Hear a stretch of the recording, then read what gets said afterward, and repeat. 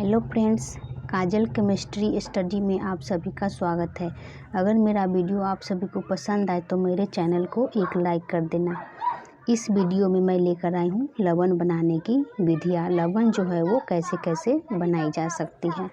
जैसा कि हमने पिछले वीडियो में बताया था कि लवण क्या है और लवण की परिभाषा बताया था, और इस वीडियो में हम देखेंगे कि वो कैसे कैसे बनाया जाता है लवण को। तो चलिए शुरू करते हैं। तो पहला तरीका है अम्ल एवं क्षारक के उदासीनीकरण द्वारा। उदासीनीकरण क्या है, जैसा कि हमने पिछले वीडियो में भी बताया था उदासीनीकरण के बारे में। अम्ल और क्षारक जब एक दूसरे से अभिक्रिया करते हैं तो अम्ल जो है वो क्षारक के गुण को समाप्त कर देगा और क्षारक जो है वो अम्ल के गुण को समाप्त कर देगा। इस क्रिया को क्या कहेंगे? उदासीनीकरण। मतलब अम्ल और क्षारक के अभिक्रिया से जो लवण बनेगा वो उदासीन होगा, न तो उसमें क्षारक का गुण होगा और न ही अम्ल का गुण होगा। तो चलिए उदाहरण से समझते हैं। सबसे पहला उदाहरण हमने लिया है मैग्नीशियम ऑक्साइड, जो कि एक क्षारक है। जितने भी ऑक्साइड होते हैं या फिर हाइड्रा ऑक्साइड होते हैं वो क्षारकीय होते हैं। तो यहाँ हमने मैग्नीशियम ऑक्साइड क्षारक लिया और इसको हाइड्रोक्लोरिक अम्ल से जब अभिक्रिया कराएंगे तो यहाँ जो लवण बना मैग्नीशियम क्लोराइड, ये क्या है? लवण है और ये उदासीन है। मतलब इसमें ना तो अम्ल का गुण होगा और ना ही क्षार का गुण होगा, ये उदासीन होगा। और यहाँ बना जल। तो अम्ल और क्षार एक दूसरे से अभिक्रिया कराएंगे तो बना क्या? लवण। यहाँ पर लवण बन गया और ये उदासीन होगा क्योंकि इसमें ना तो अम्ल का गुण होगा और ना ही क्षार का गुण होगा, क्योंकि क्षार अम्ल के गुण को समाप्त करेंगे और अम्ल जो है वो क्षार के गुण को समाप्त कर देते हैं। और दूसरा है उदाहरण हमने लिया जिंक ऑक्साइड का, जो कि एक क्षारक है। जिंक ऑक्साइड को हमने सल्फ्यूरिक अम्ल से अभिक्रिया कराया। सल्फ्यूरिक अम्ल का सूत्र होता है H2SO4। जब क्षारक और अम्ल एक दूसरे से अभिक्रिया किया तो यहाँ बना जिंक सल्फेट, जो कि एक लवण है और जल बना। तो यहाँ भी लवण बन गया और लवण जो है वो उदासीन होगा क्योंकि इसमें ना तो जिंक ऑक्साइड का गुण होगा और ना ही सल्फ्यूरिक अम्ल का। अम्ल और क्षार जब एक दूसरे से अभिक्रिया करते हैं तो वो एक दूसरे को गुण को समाप्त कर देते हैं। वैसा ही हमने तीसरा उदाहरण भी लिया है जिंक हाइड्रा ऑक्साइड का, और इसको भी हमने सल्फ्यूरिक अम्ल से अभिक्रिया कराया तो बना जिंक सल्फेट, जो कि एक लवण है और जल बना। तो यहाँ भी लवण मिल गया। तो हमने पहला तरीका जाना कि अम्ल एवं क्षार के उदासीनीकरण द्वारा लवण बनाया जाता है। ये था पहला विधि। अब देख लेते हैं दूसरा विधि, धातु एवं अम्ल की अभिक्रिया द्वारा। धातु को जब हम अम्ल से अभिक्रिया कराएंगे तो भी लवण का निर्माण होगा।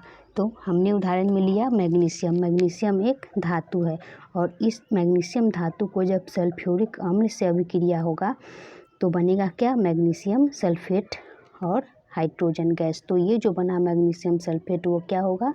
लवण होगा और ये उदासीन होगा क्योंकि लवण जो होता है वो उदासीन होता है। दूसरा उदाहरण हमने जिंक लिया है, जो कि एक धातु है। जिंक को जब सल्फ्यूरिक अम्ल से अभिक्रिया कराए तो यहाँ भी बना जिंक सल्फेट, वो लवण बना और हाइड्रोजन गैस उत्पन्न हुआ। ये जो तीर का चिन्ह है ऊपर की ओर, ये दर्शाता है कि हाइड्रोजन जो है वो गैस है। तो यहाँ भी धातु को जब हमने अम्ल से अभिक्रिया कराया तो लवण का निर्माण हुआ। यहाँ भी जिंक धातु को हमने अम्ल से अभिक्रिया कराया तो यहाँ भी लवण का निर्माण हुआ। तो ये दूसरा विधि था कि धातु को जब हम अम्ल से अभिक्रिया कराएंगे तो भी लवण का निर्माण होगा। अब देख लेते हैं तीसरा तरीका, धातु एवं क्षार की अभिक्रिया द्वारा। कह रहा है कि धातु और क्षार जब एक दूसरे से अभिक्रिया करेगा तो भी लवण बनेगा। तो जिंक हमने लिया है। जिंक जो है वो धातु है और सोडियम हाइड्रा ऑक्साइड, जितने भी हाइड्रा ऑक्साइड होते हैं या फिर ऑक्साइड होते हैं वो क्या होते हैं? क्षारकीय होते हैं। तो यहाँ हमने जिंक को जब क्षारक से अभिक्रिया कराया सोडियम हाइड्रा ऑक्साइड से तो यहाँ लवण बना, सोडियम जिंकेट Na2ZnO2। ये जो सोडियम जिंकेट होगा ये लवण होगा और हाइड्रोजन गैस उत्पन्न हुआ। और दूसरा उदाहरण हमने लिया है ये एल्युमिनियम, ये भी एक धातु है एल्युमिनियम। एल्युमिनियम धातु को हमने सोडियम हाइड्रोक्साइड अर्थात क्षारक से अभिक्रिया कराया और जल मिला दिया, तो यहाँ क्या बना, सोडियम एल्यूमिनेट जो बना ये क्या होगा, ये भी एक लवण है और हाइड्रोजन गैस बना। तो यहाँ भी हमने धातु को जब क्षारक से अभिक्रिया कराया तो लवण बना। तो वही हो गया तीसरा तरीका कि धातु एवं क्षार की अभिक्रिया द्वारा क्या बनता है, लवण बनता है। जब भी धातु को क्षार से अभिक्रिया कराएंगे तो लवण का निर्माण होगा। अब देख लेते हैं चौथा तरीका, धातु एवं अधातु के सीधे संयोग से, मतलब सीधे हम धातु एवं अधातु के बीच अभिक्रिया करा देंगे तो भी लवण का निर्माण होगा। उदाहरण में है सोडियम जो कि एक धातु है और है क्लोरीन जो कि अधातु है। सोडियम धातु है और क्लोरीन अधातु है। तब जब धातु और अधातु एक दूसरे से अभिक्रिया कराएंगे तो ये जो यौगिक बना सोडियम क्लोराइड ये क्या होगा, लवण होगा। वही कह रहा है कि धातु एवं अधातु के सीधे संयोग द्वारा क्या बनता है, लवण बनता है। सोडियम धातु है और ये क्लोरीन अधातु है। धातु और अधातु अभिक्रिया करके जो यौगिक बनाया वो क्या होगा, लवण होगा। इसका दूसरा उदाहरण हमने यहाँ लिया है Fe लोहा और प्लस सल्फर। लोहा एक धातु है और सल्फर जो है वो अधातु है। तो ये दोनों भी आपस में अभिक्रिया करेंगे तो बनेगा क्या, FeS फेरस सल्फाइड जो कि एक लवण होगा। तो यहाँ भी धातु और अधातु अभिक्रिया करके जो यौगिक बनाया वो क्या होगा, लवण होगा। तो हमने चौथा तरीका भी जान लिया कि धातु और अधातु जब एक दूसरे से अभिक्रिया करेंगे तो लवण का निर्माण होगा। अब देखते हैं पांचवा तरीका, अम्लीय ऑक्साइड एवं क्षारकीय ऑक्साइड की अभिक्रिया द्वारा। कह रहा है कि अम्लीय ऑक्साइड एवं क्षारकीय ऑक्साइड जब एक दूसरे से अभिक्रिया करेगा तो भी लवण का निर्माण होगा।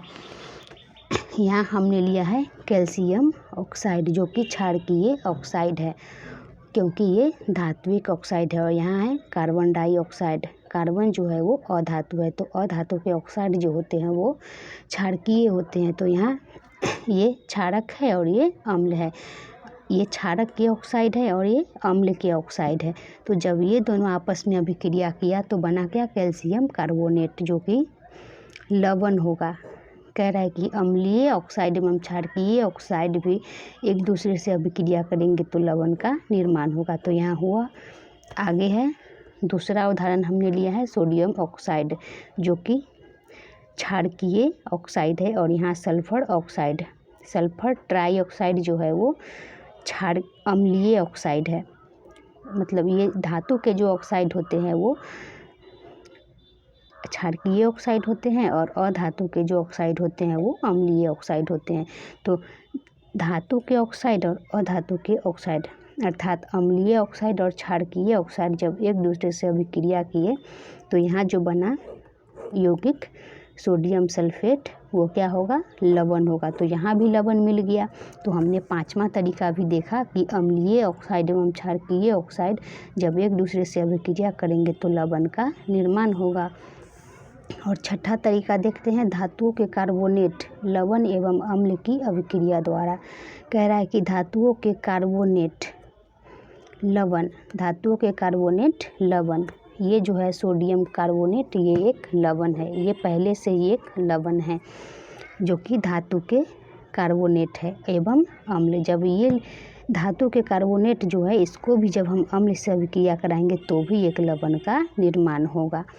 जैसे ये सोडियम कार्बोनेट है, ये धातुओं के कार्बोनेट एक लवण है और इसमें जब हम अम्ल से अभिक्रिया करा देंगे हाइड्रोक्लोरिक अम्ल से तो यहाँ जो बना सोडियम क्लोराइड ये क्या होगा, एक लवण है और जल बना और कार्बन डाइऑक्साइड गैस बना। दूसरा उदाहरण हमने लिया है जिंक कार्बोनेट, ये भी धातु के कार्बोनेट है। जिंक जो है वो धातु है और कार्बोनेट लवण है। इसको दूसरे अम्ल से अभिक्रिया कराए सल्फ्यूरिक अम्ल से तो भी लवण का निर्माण हुआ। यहाँ जिंक सल्फेट लवण का निर्माण हुआ, जल बना और कार्बन डाइऑक्साइड हुआ। तो यहाँ भी हमें लवण मिल गया इस अभिक्रिया से।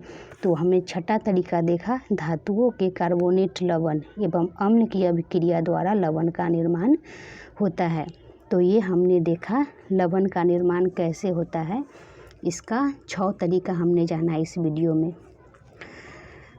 आशा करती हूँ आप लोग को अच्छे से समझ में आ गया होगा। ओके।